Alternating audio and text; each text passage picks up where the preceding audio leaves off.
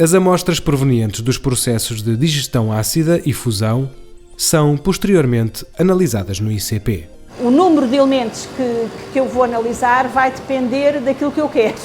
Portanto, se forem elementos que sejam analisados uns em fusão e outros em digestão, eu não os posso juntar na mesma análise, porque o procedimento analítico, o pré-tratamento é diferente. E eu não quero analisar tudo ao mesmo tempo, porque assim a análise não seria total. E nós, para as rochas, neste projeto, o que nós queremos é a análise total da rocha. Portanto, eu não posso estar a fundir para elementos que depois eu sei que volatilizam um pouco a 1000 graus. E, portanto, vou analisar, vou fazer tipo pacotes de elementos de acordo com o tratamento da amostra. Quando se trata de amostras de rochas, as análises são gerais. Quando se trata de solos ou sedimentos, são feitas análises mais pormenorizadas aos vários elementos químicos que se pretendem analisar. O que é que nós podemos analisar com este equipamento? Este equipamento serve para quase todos os elementos da tabela periódica, à exceção daqueles que têm pesos atómicos muito leves, como é, por exemplo, o hidrogênio ou o hélio. Tudo o que for gás não é analisado aqui. Alguns elementos, por exemplo, como o carbono, o azoto também não são, quer dizer, podem ser, mas não ficam, é uma análise bastante difícil, mas para isso analisamos no analisador elementar, e depois todos os outros nós podemos analisar. Começa então todo um processo onde a tecnologia de ponta é essencial. Nós pomos as amostras nestes tubinhos, aliás, ela já vem em tubinhos para aqui, não é? Depois de aferido o volume, etc. E agora a primeira fase que nós estamos a fazer é calibrar. Para isso usamos um padrão normal, portanto um padrão químico. Como vamos analisar vários elementos ao mesmo tempo, utilizamos um padrão multi-elementar com os elementos que queremos usar. Aqui os padrões vão sendo, portanto, estão por ordem crescente de concentração, e portanto ele vai fazer as retas de calibração. Depois vai fazer as amostras. No entanto, nós ainda fazemos mais outro tipo de calibração. Esta é para calibrar o equipamento, e nós usamos sempre amostras de referência, que são solos ou sedimentos ou rochas que têm os valores referenciados. Porquê é que nós fazemos isto?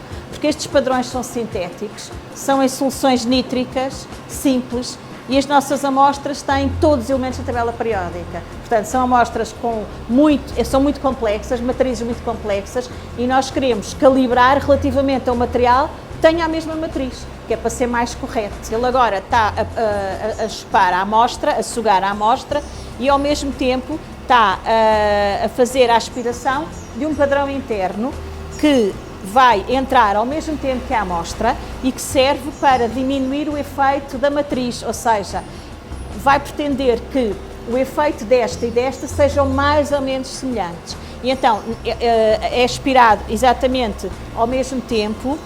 Temos aqui um cubozinho, que é um cubo doseador, em que me entra exatamente a mesma concentração e a mesma quantidade deste padrão interno, que eu estou a utilizar é o ítrio. Entra exatamente a mesma quantidade nos padrões e nas amostras. Ao mesmo tempo, depois a amostra vai por este circuito, portanto isto é uma bomba peristáltica. O padrão e a amostra, a partir do tubo, entram neste capilar, entram no injetor. No injetor é colocada, portanto, a solução líquida da amostra com o padrão interno, mas ao mesmo tempo entra o argon, e ao entrar o argon, o que vai fazer é isto. Tenho aqui uma câmara de nebulização. A amostra é assim que vai entrar no ICP, no aparelho. É uma nuvem. Esta nuvem entra diretamente na tocha, através de um injetor, e forma-me um plasma. Esta luz do plasma é proporcional à concentração que nós temos. Portanto, quanto mais concentrado for o padrão e depois as amostras, mais intensa vai ser a luz. Agora, neste momento, estou a fazer aqui a leitura de amostras, portanto, em fusão, portanto, amostras que foram fundidas. Não estou a ler elementos maiores, estou a ler elementos menores. Portanto, estamos aqui a ler, por exemplo, o estrôncio, o zircónio, o vanádio, o bário, que são elementos que ficam muito bem em fusão e que não precisam de diluição. Portanto, eu tenho a amostra tal e qual como saiu dali. Se eu precisar de elementos maiores, eu tenho que os diluir algumas vezes, 10, 20 vezes, conforme as amostras, não é? À medida que o ICP vai calibrando as amostras, os cientistas analisam os valores para confirmar se a calibração está a ser feita corretamente. É isto que nós obtemos, são estes picos, portanto, que são proporcionais à concentração. Portanto, quando eu li o branco, apareceram uns picos muito, muito pequenos, agora vão-me aparecer cada vez mais intensos. Aqui já estou no padrão de 1 ppm, este método vai só até aos 10 ppm e a partir daqui ele vai-me fazendo as retas de calibração.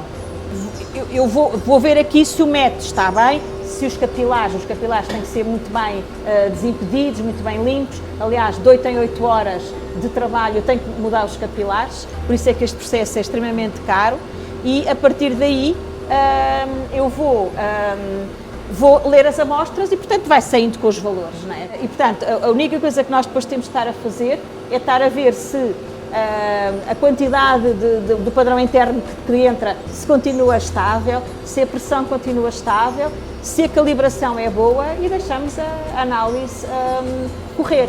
Depois, claro que há aquelas regras analíticas que se fazem sempre. Isto está, pronto, hoje está muito frio lá fora, mas aqui está calor, porque eu tenho todos os equipamentos ligados e, portanto, fazem muito calor. E o facto de a temperatura oscilar significa que ele também vai oscilando e de vez em quando ele tem que ser recalibrado. Portanto, o que eu faço é de 10 em 10 ou de 20 em 20 amostras, depende muito dos elementos, eu leio novamente um padrão, leio uma amostra de referência, por exemplo, e depois vou ajustar os valores no caso de haver um desfazamento de maior de 10%. Isto para ter os valores mais rigorosos possíveis.